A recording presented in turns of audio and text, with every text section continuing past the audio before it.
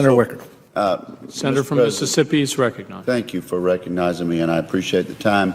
I want to agree with my friend from Rhode Island to this extent. He said this debate today is based on a false premise, and I agree with him in this respect.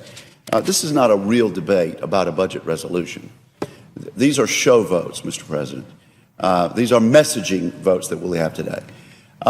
You can argue all you want to that we have a budget that's in place that we passed last year. There's just no getting around 2 U.S.C. 631, which is the budget law of the United States of America, passed back in 1974.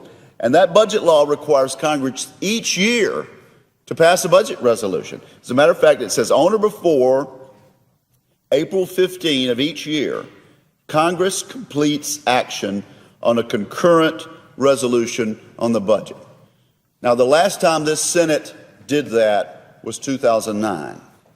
We missed that April 15 deadline in 2010. The leadership of this body missed that deadline in 2011, and they missed it again this year. It has been that long since this body, under the leadership of my friends across the aisle, have complied with the explicit terms of the federal statute and brought a budget to have full consideration on the floor. Now, what we'll have today is debate on 5 concepts, and I'm happy to vote for some of them, and we'll certainly vote against others. But make no mistake about it, this is not the process called for by the federal statute, and it doesn't serve the law, doesn't comply with the law, and doesn't serve the purposes of advancing public policy in the United States of America. So we're long overdue for a real budget debate that puts something in place. As I mentioned just a moment ago, we passed the 3-year mark now. 1,100 days since the Senate Democrats fulfilled one of their basic obligations, as I mentioned, in federal statute. A recent column in the Washington Times pointed out that the iPad had not yet even been introduced when the last budget was passed on the floor of this Senate. But since that time, in 3 years, federal spending has topped a staggering $10 trillion. Every day, our country's debt grows closer to $16 trillion. This is money that my generation will not be able to pay. We have our pages here on the floor. Even their generation, Mr. President, will not be able to pay off the $16 trillion in debt. It will be left to their children and grandchildren. Annual deficits continue to soar, adding to that debt, over $1 trillion each year during President Obama's time in office, even though the president promised in 2009 that he would cut the deficit in half during his first term, a promise that certainly has not been fulfilled. Instead, his latest budget relies more on spending, new taxes, accounting gimmicks, and it leaves insolvent entitlement programs without meaningful reform. I noticed that the previous speaker, Mr. President, stated that he would not be voting for President Obama's budget proposal. I think it's because it's such a false and weak proposal. I would expect that the Obama budget today would get the same response that it got on the floor of the Senate during these messaging votes last year, when it failed to get a single vote. As I understand it, it failed to get a single vote in the House of Representatives. Not one Republican or Democrat in the House of Representatives earlier this year was willing to step forward and embrace the Obama budget proposal, and it got a big fat 0 when that was put to a messaging vote in the House of Representatives. So we're watching a disastrous trajectory. We need to change it now. Families, businesses, and organizations in my home state of Mississippi and in every state across the country know the importance of having a sensible budget and living within that budget. Likewise, taxpayers deserve to see a blueprint of where their money is going and how much will be spent. Washington must be held accountable. We heard talk on the other side of the aisle about priorities that our Democratic friends would like to see enacted. The Democratic majority in the Budget Committee needs to bring those priorities forward. They need to wrap them up in a budget resolution and bring them to the floor. That's one thing that we're not seeing today, is a proposal by the Democratic majority. You know, it only takes 51 votes to pass a budget. There's no two-thirds rule on a budget resolution. There's no filibuster on a budget resolution. My Democratic colleagues, many of whom are dear friends of mine, have 53 members in this caucus. They've got the votes.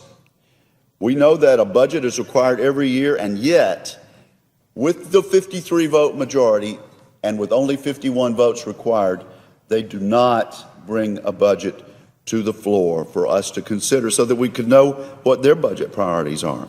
There are plenty of excuses from across the aisle for not complying with a clear mandate, but there really is no excuse. It is inexcusable that the majority party in this chamber refuses to fulfill this statutory responsibility when the warning signs of fiscal calamity are at our doorstep.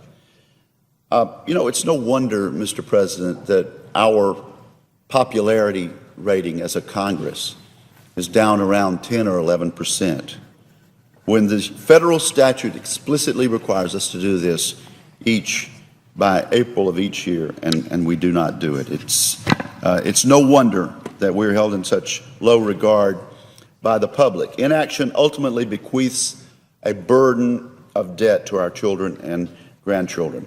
We certainly cannot blame the inaction on an absence of ideas. As has been stated by my friend from Rhode Island, we have 5 proposals before us today. President Obama's will probably get 0 votes. The House Republican blueprint will be considered, and budgets from Senators Lee, Paul, and Toomey. And yet, the Senate Democrats regrettably stay on the sideline. They have the votes, but we do not have their proposal on the floor, one that they are willing to put forward and tell the American people that they own. Now, my friend, the budget chairman, has suggested that the upcoming election stands in the way. In April, he said, quote, "This is the wrong time to vote in committee. This is the wrong time to vote on the floor. I don't think we will be prepared to vote before the election." Now, I want to make it clear, I have the highest affection and regard for the chairman of the Budget Committee. But I do believe he's saying, Mr. President, in other words, we have a job to do, we have a law to comply with, but we're not going to bring it up at this time because of political concerns. I think political concerns are keeping our friends on the other side from saying where they really stand on the budget issues. I think political concerns are keeping them from making the hard choices. I can imagine the American taxpayer would like to know when will be the right time for the Senate to begin complying with federal law, and the right time for a budget that takes fiscal responsibility seriously. They know that kicking the can down the road will not make the debt problem go away.